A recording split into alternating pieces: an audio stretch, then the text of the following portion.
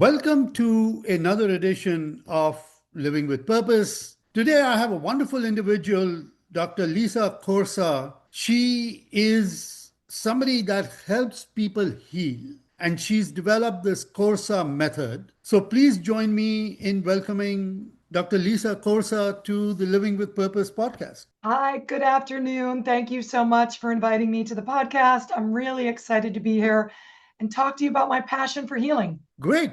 So let's start off with your childhood, just for our readers to understand where you were born, the family you were born in, some milestone things that actually helped you formulate yourself early in life. Absolutely. So, I was born in New York, upstate New York, in a small little town called Woodstock. Hey, To everybody knows Woodstock or should know Woodstock. That's right. That's right. It was a wonderful town. Everyone knew everyone. We didn't lock our doors. Family of seven. I was the youngest of five. Wow. So, yes, my father was a scientist, computer engineer, which is one of the reasons drove me to really becoming a scientist and, grit and grind and doing it. So he was really a pioneer in IBM, one of the original, computer programmers. And what made him move to Woodstock? Right. So Kingston, New York was the biggest plant they had.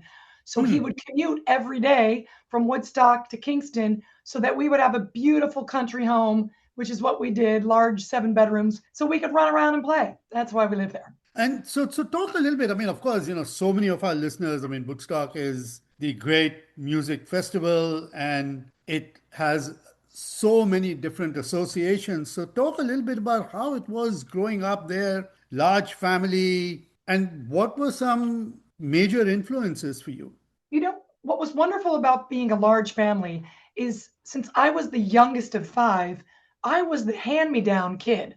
So everything got handed down. I never got anything new, right? So I would get the old clothes, the old TV, the old phones. And that's what drove me to work hard so I can get my own things. Right. So, so that's really, we did the family dinners every single night, 5 o'clock, 6 o'clock. My mother was a homemaker. She would cook meals for seven of us, sit down in the old fashioned where we talked at a meal. We had, interaction, human interaction, which funnily enough, which is what brought me to my talks about the 5 pillars of longevity. One of my last pillar is human interaction, no loneliness, talking to people. That's what we did every single night back then. We weren't on our iPhones and going to Yeah, we fast food didn't have. restaurants. Yeah, we didn't have any of this, right? So many of us grew up that way where we had family dinners. And it was, I mean, I remember doing it with my kids because we didn't have mobile phones at that time. And then the mobile phones came, and then we had to force people to put away their phones so that we could actually have dinner together. So that's such a great experience, right? So you went to school there. You went to school in Woodstock. I'm assuming you graduated from school there. Talk a little bit about that. Yes, absolutely. So I went to elementary school in Woodstock Middle School, and it was great. Like I said, everyone knew everyone. We didn't lock the doors. And then finally, my father said, enough's enough. I can't handle the cold winters. I'm tired of shoveling the snow. We were stuck in our driveway. And he says, I've got a big buyout. IBM is moving to sunny Boca Raton, Florida. All right. So he picked us up, and those were the days when large companies did it all. Right. 3 huge moving vans showed up in Boca Raton, I mean, in Woodstock to move us down to Boca Raton. Took a 7-day move. We bought a house here, 5 bedrooms, and moved us all here. And I was crying and upset. Yes, of course, because you lost friends and all of the connections that you have. So how was then starting again, right? So you're starting fresh, and you were in middle school. You went to high school in Florida then. Yes, correct. I went to high school in Florida, was raised, really a great school, and played sports. I was always big into sports. I played basketball, softball. I was a big swimmer, started swimming at age 3, even in cold Woodstock, New York. My father threw us in a cold pool and said, you got to swim because discipline starts with a sport. So we all started sports young, 3, 4, and 5 years old. And I continued sports throughout middle school, high school, and intramurals in college. That is fantastic. So then, your father is a scientist. He's an engineer. He's a computer scientist. clearly your other siblings are assuming also absorbing that. Yes, I would tell you that my father really drove us all to high grades, made sure that we focused in study and school was number one. So we all were really successful. We've got, I've got a pharmacist, engineers. My other sister became a TV producer, started her own, producing. So we have a really good, everyone's an entrepreneur, believe it or not. We all became entrepreneurs because my father said, if you want to believe, you believe it, you dream it, you can do it. And that's what we did. From there, you went into college, and where did you go and what did you study? So from there, after high school, I went to the University of Florida, go Gators. It's the number one Florida school in our Yes. state. And it was a very difficult school to get into.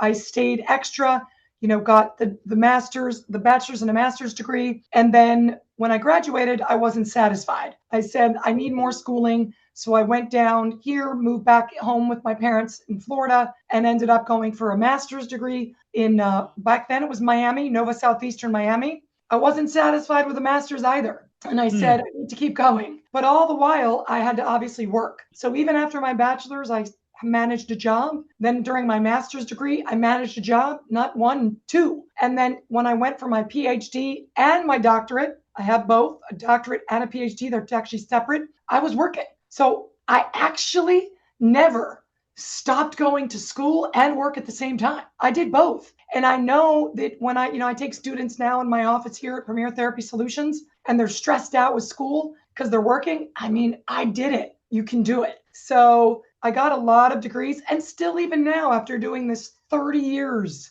I'm teaching, I'm learning, I'm taking online classes. I'm just a perpetual student. I love it. That is such an important lesson for our listeners, right? That how do you develop that discipline to show up in ways that are meaningful for the work that you want to do? And no work is beneath anybody to do, right? So you're studying, you're working, you are providing, and that's just such a great way to think about how one really wants to show up. So you've got all of these qualifications and talk a little bit about what you're doing now and this whole focus on physical healing. So my practice started one man, me, myself, and I.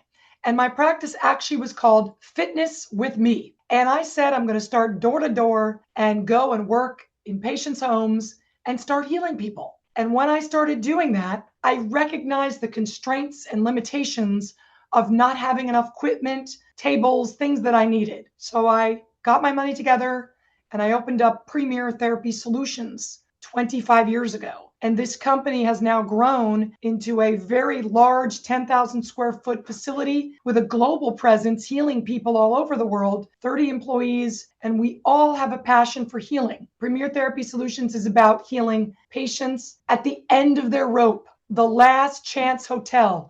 They're on Route 66. No one can fix them. They've lost hope. They come here. I take complex disorders, multiple comorbidities. When every doctor said, I can't fix you, they come here and we fix them. That's what this clinic is about. So talk a little bit about your method, right? So there's a lot written on it. You are talking a lot about it. So for our listeners, just a few snippets on how they should think about healing. So I came up with the Corsa Method, which demonstrates the 5 pillars of longevity. When a patient comes here, they can't expect that I'm going to do everything and fix their rotator cuff tear. No, they have to go all in with the 5 pillars. So the Corsa Method incorporates these pillars. Number 1 is sleep. So if I get a patient here who is a disaster with a failed back surgery syndrome and only sleeps 4 hours a day, I'm not fixing you. You must sleep to heal. Number 2 is exercise. So if I've got a massive heart attack or a full stroke patient, massive stroke, if you don't do something 7 days a week, it doesn't work because movement is medicine. Period. End of story. So I invented a Corsa Method protocol of exercises that we graduate the patient to. Number 3, nutrition. We all know that food is medicine. We're dealing with the standard American diet, which is a full failure. We must incorporate a significant amount of protein, healthy fats, healthy carbohydrates, and stop all these fad diets. It's simple math. Calories in, calories out. Done and done. Number 4 is stretching. Mobility is longevity. You gotta grease the joints or they don't move. People forget about stretching. Everyone goes and works out every day. They run, they bike, but they don't stretch a muscle. You must. I'm guilty of that. There you go. If you don't stretch, you don't reset the muscle back into its normal anatomical length, and then it can't work. So that's where overuse syndromes come. Osteoarthritis is a global disability problem. It comes from not stretching, not resetting the muscles.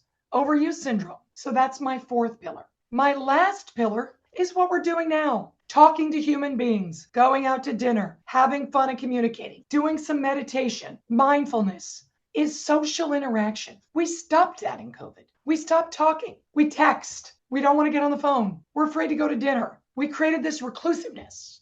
This has to stop. This is a big factor of longevity. So the Corsa method is made up of 3 algorithms: 90 days, 6 months, or 1 year. You're signing up for one of those programs. I'm not a magician. I'm not fixing you in a week. Took you 20 years to get back pain, 20 years to get knee pain. I'm not fixing you in a week. I set realistic goals and expectations based on my prognostic indicators, and we move forward. This is so fantastic, right? So for our listeners, if nothing else, hey, make sure you sleep. That's right. Make sure you exercise. Make sure you stretch. Make sure you eat well. And then have conversations, meet people. These are just so fabulous. This is so great. So let's talk about, what, so you're doing this work. Share just for our listeners the impact it has had on your clients and others that you are working with. I would tell you that what's been so gratifying to me is that I can honestly tell you that Premier Therapy Solutions, me and my dedicated, empathic, passionate team, has helped more than 3,000 people walk again, give their life back again, move their arm again, get out of a wheelchair, get out of a bed that they've been bedridden. So these are life-changing experiences. When I lay my head down on that pillow every night, I know that I've done good to someone's life and changed their life. I told my children, when I die, they're going to take the 3,000 cards and counting that I have in my home, and they're going to throw them all over my coffin because I have thousands of cards of gratitude from my patients that I can't even put enough of. And it warms my heart. I need to find a way. I've got them all in my bedroom. When some days I'm sad, some days it's long, 12-hour, 16-hour, 18-hour days I'm with you by your bedside, next to you in the hospital bed, day in and day out so I can get you to heal. Some of those days are tough. I read one of those cards and get back up and go, let's go again. I got another person to heal. And I don't stop till they're fixed. I don't. I read the data and I find those medical mistakes. We're not perfect. Doctors fail too. People make mistakes. I'm here to find that mistake and find out what happened and fix you. So, we're not about blaming. We're about get the data, restart your life, and create a new narrative. That's what we do here. So it's just been wonderful and gratifying. And I do practice what I preach. I exercise 7 days a week. I do sleep those 8 to 10 hours. Look, if there's some nights it's 6 or 7, the next night guaranteed I'm going to get that 8 to 9 to get back into it. I don't miss a workout. I've, created the Corsa conditioning kit. I created a no excuse therapy kit. I don't want to hear it. I've got a small little pack that you take on the go. No excuses. You can do an entire full body workout anytime, anywhere, any place. You got to move on an airplane, on a train, or in a car. We do it in a car. Done and done. No excuses. I got it. This is so wonderful, right? That how through persistence, you can actually start creating habits. And then they turn into atomic habits, these small habits, right? I think where people get caught up is that they don't start small. That if you start small, you can actually then, change one thing. Sleep, right? Eat well. Just change one thing to get you going And a couple of days you do that, you get motivated. So this has been so awesome. So talk a little bit about the importance of purpose. Why do you believe purpose and finding your why is so important for people to show up with confidence and authenticity? Excellent. I really love that question. I want to start with two parts. One is you're exactly right. Don't look at the mountain. Look at that small little hill because you can climb that hill and get to that mountain. So you just do change something in your daily routine every day. And it's something small, but you have to make that change. And that gives you a sense of purpose. I'm going to do these two new things today. I keep a whiteboard so that I know you check it off. I did this today. Okay, I was told I need to eat 150 grams of protein today. I did it. I ate the 150 grams of protein to avoid sarcopenia, which is muscle wasting as we age. Or I walked 10,000 steps to reduce my osteoporosis, which is weakening of the bones. So write down your sense of purpose. My sense of purpose is healing others. I was born to do this. I'm doing this 30 years and hope to do it 30 more years. I don't stop. I wake up at 4 in the morning with my sense of purpose. I bake my vegan homemade muffins for my patients every morning. I make homemade food because food is medicine for them. And then I bring it to them and tell them, this is what I'm doing to create your healing path. And it's important to find your purpose. Each one of the patients that's here, some people stay here 1 year. They come from all over the world. They go back and forth to the hotel, and I ask them, what is your sense of purpose? Some people do art therapy here, music, Tai Chi. We do meditation, acupuncture. We make them find their sense of purpose so that when they get healed, they can reintegrate back to what they wanted to do. A musician, an artist, a chef. I have it all. The CEO who's traveling, 300 days a year on airplanes and they've got chronic low back pain. So I'm going to fix that low back because I just want to say this. I know you have global listeners all over the world, and 89% of the world's population have chronic low back pain. Did you know that it's the number one cause of disability in the world? I have the algorithm. I invented it as a scientist to fix that. You can't go, oh my God, I've had shots, injections. I've tried everything. It's never going to be fixed. I fix it. We fix it because they use this as an excuse to not create the new sense of purpose in life, to stop being goal driven. This is such a great lesson, right? That how you can actually articulate and live a life with purpose. So, as we come to our end, share a piece of wisdom, your one golden nugget to our listeners that they can emulate or learn from. I would tell your listeners my one golden nugget that you should think about every day is this line: movement is medicine, mobility is longevity. If you want to live long, you need to get out and move. You need to get out of that chair. You need to get up every 30 minutes. You need to take the stairs instead of the escalator. You need to take the stairs instead of the elevator. You need to park at the farthest spot in the grocery store and walk 15 spots to get inside the door. That is what I do. I think about that every day because when you dry up and stop moving, that's the end of the road. That's the end of the game. And you can fix yourself just by moving. So get out there and do it. Movement is medicine. Move, do what you need, but get out. Dr. Corsa, thank you so very much for being on the podcast. To our listeners, purpose is that renewable source of energy that continues to drive humanity forward. Show up with purpose. Use the Corsa method, the 5 points, the 5 steps. Sleep well, eat nutritionally, exercise, move, and converse. I think these are such great ways to end. Thank you so very much for being on the podcast. Thank you for having me. It was my pleasure.